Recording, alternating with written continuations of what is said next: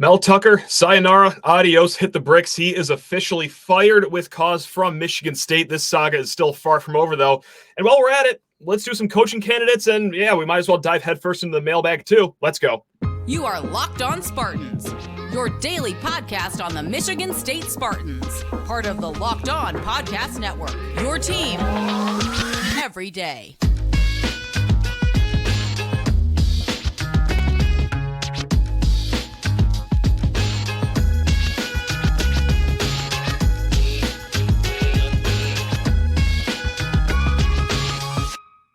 Download the Gametime app, create an account, and use code LOCKEDONCOLLEGE for $20 off of your first purchase. Again, Locked On College, all one word, $20 off at Gametime.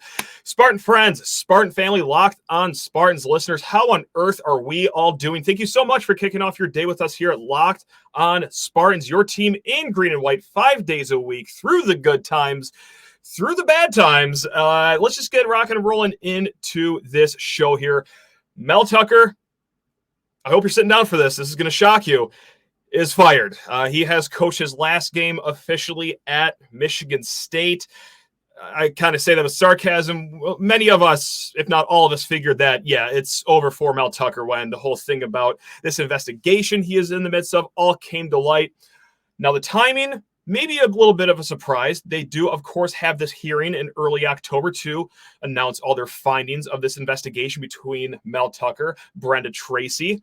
But Alan Haller, the athletic department, the administration, they've seen enough. They're calling it. They have fired Mel Tucker with cause. Now, Alan Haller did send an email out. We're going to read the quote that was in this email from the athletic director of Michigan State. I, with the support of administration and board, have provided Mel Tucker with written notice of intent to terminate his contract for cause. This notification process is required as part of his existing contract. The notice provides Tucker with 7 calendar days to respond and present reasons for me and the interim president as to why he should not be terminated for cause. So I guess I shouldn't say he certainly has coached his last game. There is a 0.00001% chance that his team can come up with findings for termination without cause, and then instead of just firing him without cause and eating that giant $75 million buyout, saying, yeah, you know what? Screw it. Let's just act like nothing happened. Go coach another game. Like that's not going to happen. But that is the process here. They do have 7 days to respond. Full transparency, I'm recording Monday at 3:55 p.m. Mel Tucker and his team may very well have already come out with their rebuke in the midst of all this. So, which if he does, we will, keep you up to date here on the next episode. So what is the cause? Let's get into the contract as well, because Alan Haller, he attached the nice document of the contract to all the fine reporters out there. And shout out, by the way, to Spartans Illustrated of the Rivals Network, one of the first to break this story. Go subscribe to Spartans Illustrated and the fine folks over there.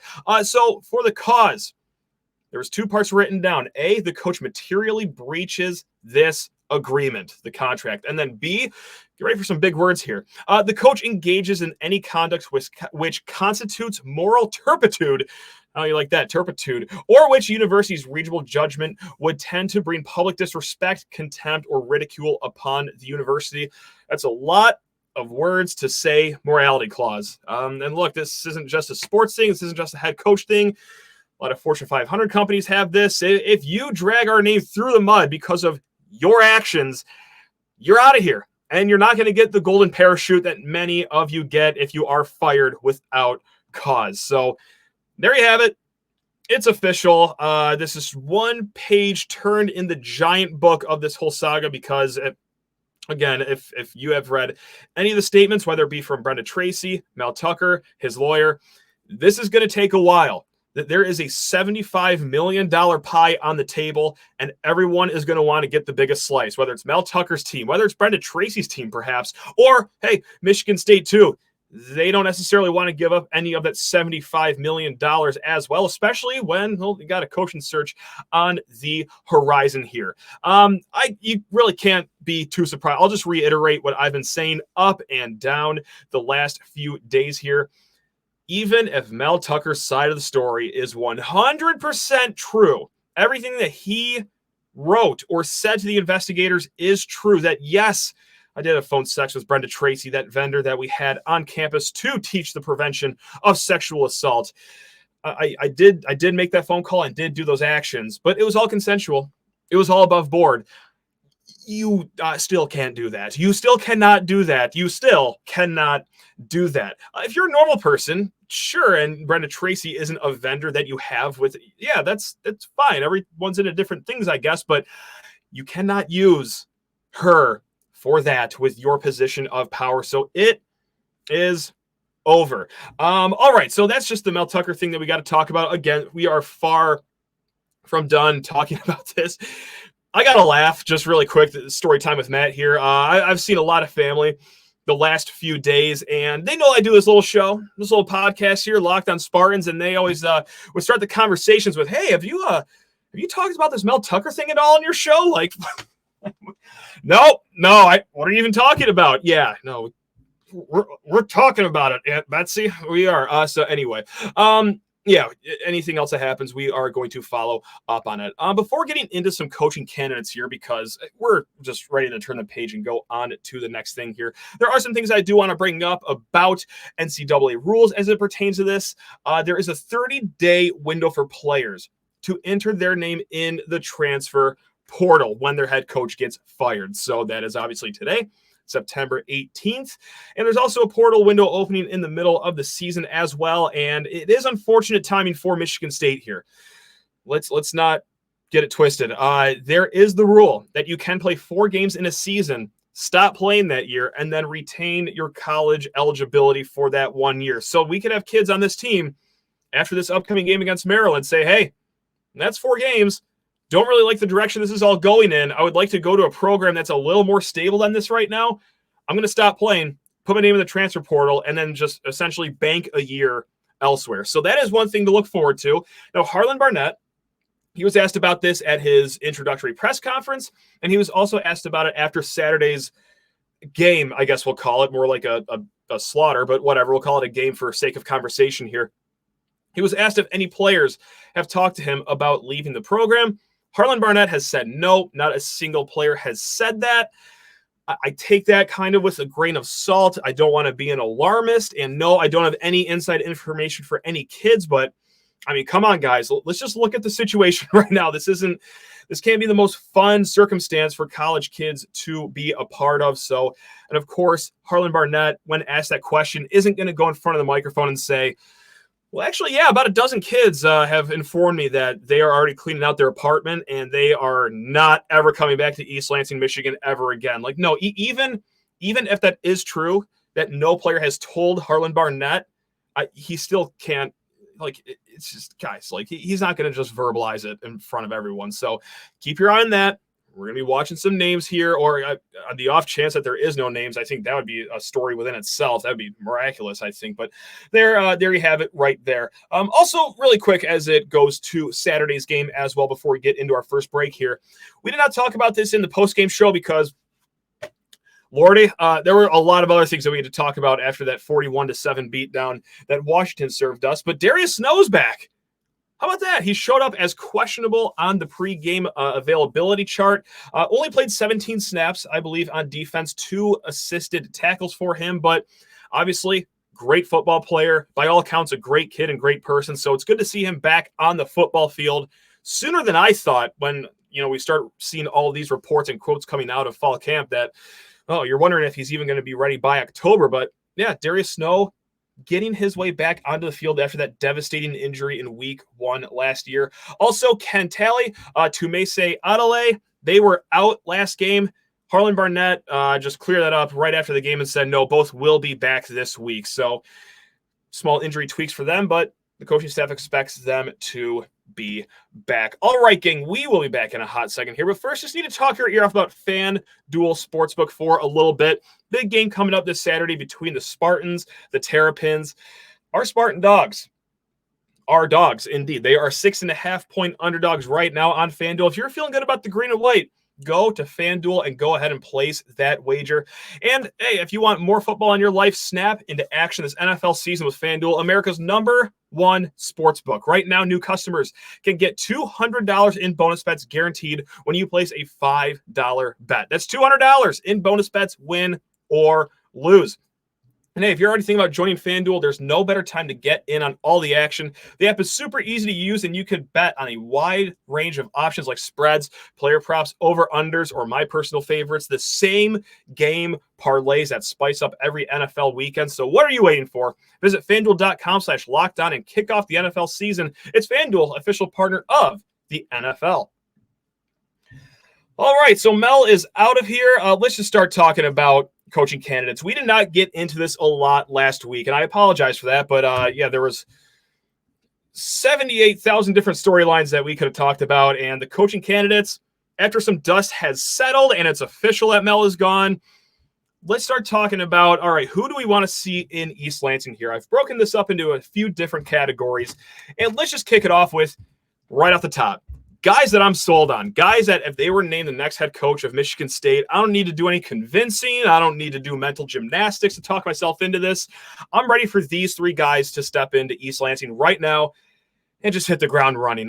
First and foremost, sorry, Duke, we're going to take your football coach. Mike Elko is my 1A guy right now. All right, 46 years old, has turned around a program like Duke in a pretty short amount of time, all things considered. That's not necessarily a sexy landing spot for recruits, but not only, do they have a good record so far this year, strong year last year as well on defense, but they just flat out looked better than Clemson in that week 1 win. So yeah, young guy, 46 years old. Now the 1B guy that I have for, someone I would just welcome with open arms immediately.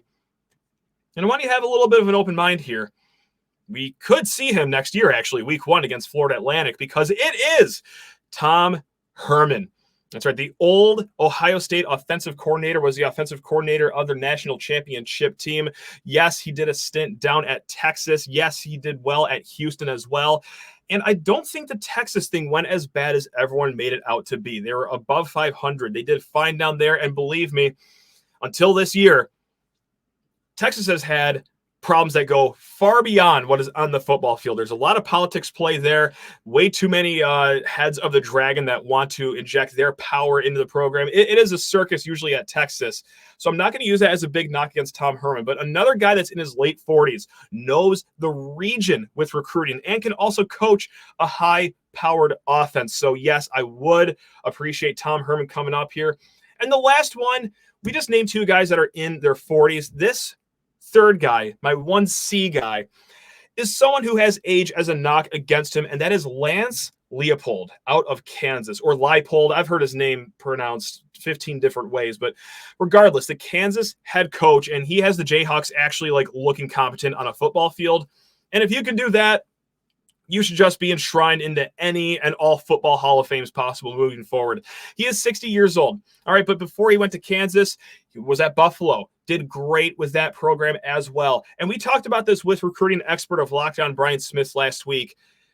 If we just get Lance here, and it's a 5-year thing, because, again, he is 60. Not everyone is Tom Izzo and wants to coach until they're dead.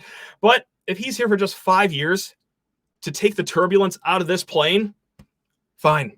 That's great. Just come here, do your thing, do your reclamation program that you do for programs, and then just hand it off to the next guy. I can name a lot of worse routes to go. Now, there are 3 guys. Let's just get a little silly here. This category is the guys I would love, absolutely love, but I know will not happen. Let's not even try to get our hopes up for this. And first and foremost, if I could really have my pick of the litter at any coach, we are going to Corvallis, Oregon, and we are taking Jonathan Smith away from his program. That's right. He has built the Beavers into a top 20 program in the nation. Their offense looks good. Their defense has been great the last few years. One small problem, though. He's an alum of that school. Now, what does have, things working for Michigan State is that Oregon State is famously left in the dust during all of this conference realignment. Will he go to the Mountain West? Will it just be them and Washington State being the only 2 Pac-12 teams? Who knows? but it will be hard to take a guy away from his alma mater. All right, that's going to be a little tough. Kalin Deboer. Hey, we just saw him not too long ago. He could have had 1,100 yards against Michigan State if he truly wanted to. That would be another guy I would love to have here in East Lansing. I just don't see it happening whatsoever. I'd be shocked if he even picked up the phone because he's got things rolling over there in Seattle. And yes, Michigan State can offer a lot of money. They got the TV deal, this and that, but so will Washington soon. All right, they're going to be a Big Ten team with a lot of money to spend as well, and I'm sure Washington will fork over whatever check amount it is to keep Kalin in town. And then the third guy, Deion Sanders, because of two things. One, it's clear that he could rebuild a program pretty quick. And yes, the assignment is not complete. They're only 3 games in. They probably will get buzzsawed against Arkansas this week. Buzzsawed against Oregon this weekend. But it's clear that he knows what he's doing very early on. And number 2, the second reason why I love Deion, it'd be hilarious to snatch another coach from Colorado. That I can't think of anything funnier personally, and I think we could all use a laugh right now. Now, the next category is 4 guys I could talk myself into. If it came across my Twitter feed that MSU hires blank, I'd be like, okay, fine. I might have to do a little bit of Wikipedia, and I might have to look at a little bit of old YouTube videos of their old teams and, talk to other people that are in the know about, these programs that these guys have come from. But 4 guys I could talk myself into, and many of these are guys that, you, the listeners, the viewers, have already talked yourselves into. My first one is Brian Hartline. That's right, Brian Hartline, very flashy name. Great recruiter for Ohio State, offensive coordinator of the Buckeyes. He has NFL receivers coming in the program and out of the program every single year. Now, why would I need some convincing for Brian Hartline, who by all accounts would be a home run hire for Michigan State? He's young. All right, he's got the recruiting pedigree. That's where I start to worry about right there. I hope that the recruiting would carry over, because it is a Brian Hartline thing, and it's not just because the kids want to play for a top 5 program in Ohio State. And my bigger issue here is that my next coach, if he's young, like in his 40s, like Hartline, the Hermans of the world, I want these guys to be here for a while. I don't want this to be a 3-year trial period just so Ohio State can come back up and get one of their alums and pull him back down to Columbus. And then here we are after he got Michigan State started a little early. Oh no, Ryan Day is off to the NFL, or they're just sick of losing to Michigan, or what have you. He's gone for some reason in 3 or 4 years. I don't want to be the Ohio State farm system here. All right. But again, I could talk myself into it. All right. I've talked myself into a lot of worse things.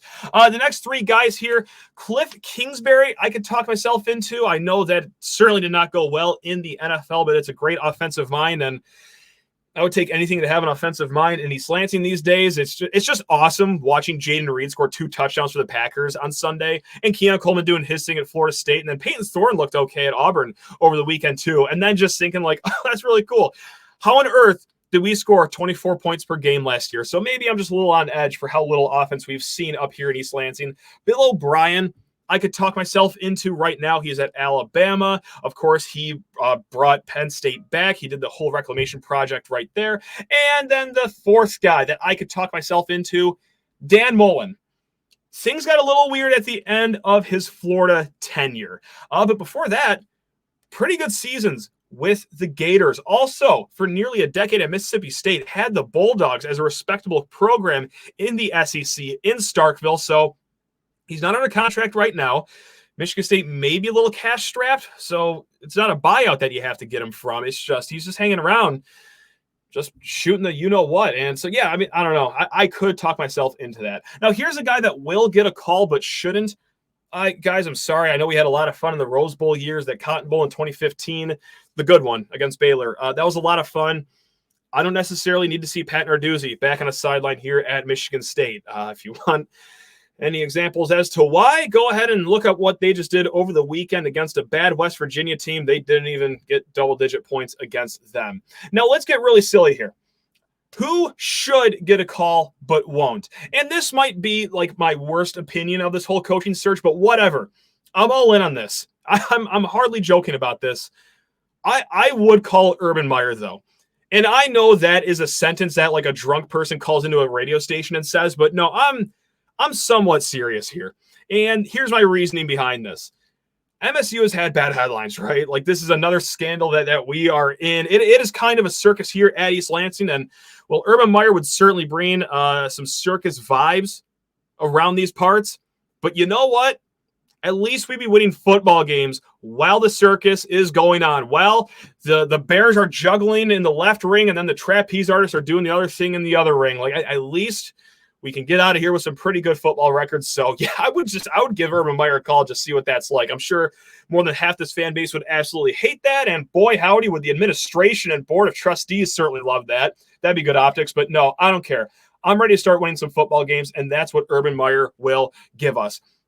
Now, the last category I have is the call me if you find a time machine category. No, I don't want to call Matt Campbell of Iowa State. This is not 2020 anymore. He is 12-16 since those seasons with the Cyclones. It is not going good in Ames, Iowa right now. And I know Ames is a hard place to win. The ship has sailed for Matt Campbell. And also, I'm going to break a lot of your hearts right now. Mark D'Antonio. No. I'm sorry. Love the guy. Love the guy dearly. Brought me some of my favorite memories, not just in sports, but just in life in general. Guys, absolutely not. It is not 2015 anymore. I cannot believe how many Michigan State fans have forgotten how this whole thing ended for Mark D'Antonio, with the complete lack of recruiting, with the complete inactivity in the transfer portal. And I know the transfer portal is still kind of new towards the end of his tenure here, but guys, no, there's a reason this all ended here for Mark D'Antonio. It just was not going well. It's fun that he's back on the sidelines. I don't really know who it's serving or why. He's not even wearing a headset and whatever. No, guys, we're not going to do Mark D'Antonio here in the future.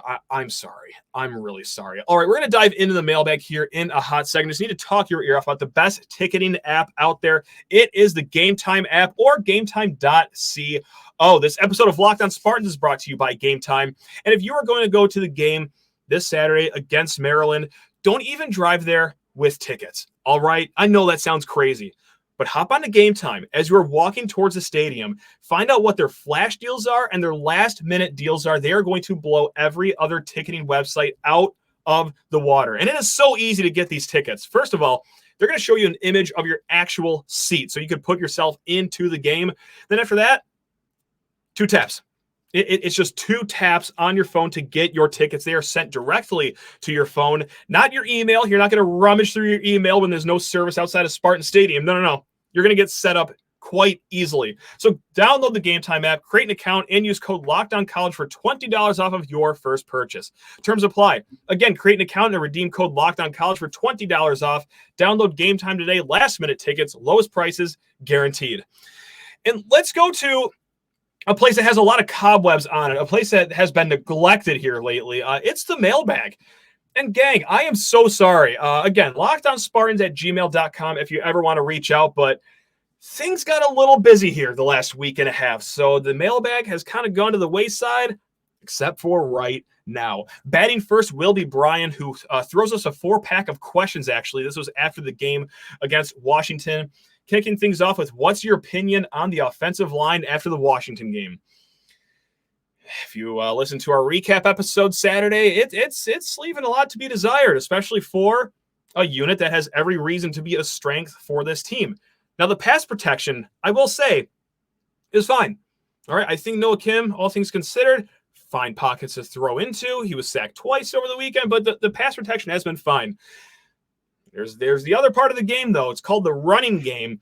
Michigan State doesn't seem to have it. I mean, even Nathan Carter, for as good as he is, he wasn't able to be the eraser against the Huskies.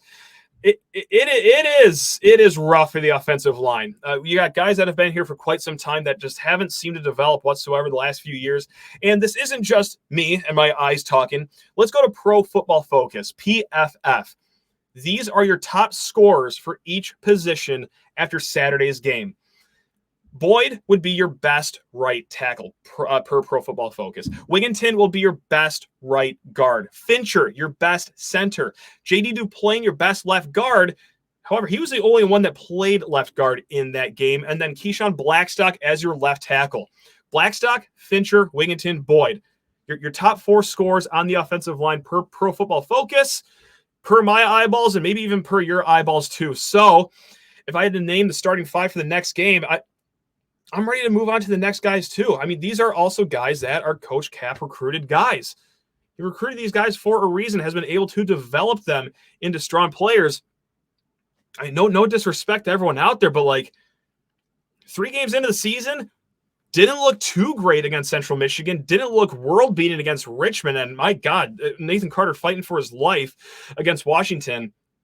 I'm ready to see some new blood in here personally. The next question, do you think the coaches are the problem with all the so-called talent MSU has, which I do think we have talented players, Brian also includes.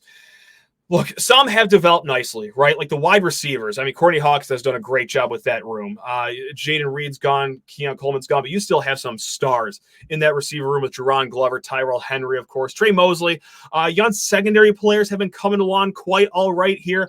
And others have not. Just like we said, the offensive line play in the running game, the pass protection's fine, but it's just the inside zone runs are just not working out. The tight end position, I'm just not seeing it personally.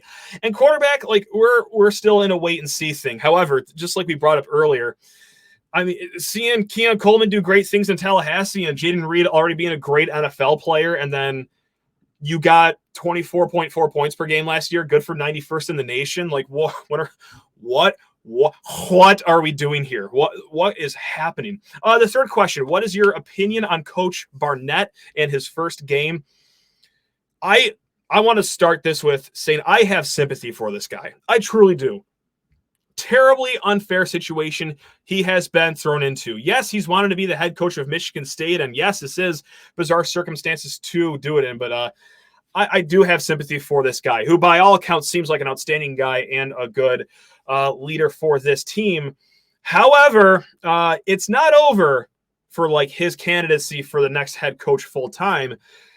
But man, if we thought his journey was starting on the other 1 yard line when this all started last Tuesday when he was named the official acting head coach, he's now been backed up to the parking lot outside of the stadium after that game. They gave up the most yards ever seen in a Michigan State game. Not good. I get it was a topsy-turvy week. It was weird last week, man. And I know Washington is an incredible team, but no team is so good and no week can be so bad where you're giving up 700 yards to the other team. And then also on the flip side, scoring 0 points with your starters. I know Caden Hauser came in, nice little touchdown drive. That was against Washington's backups.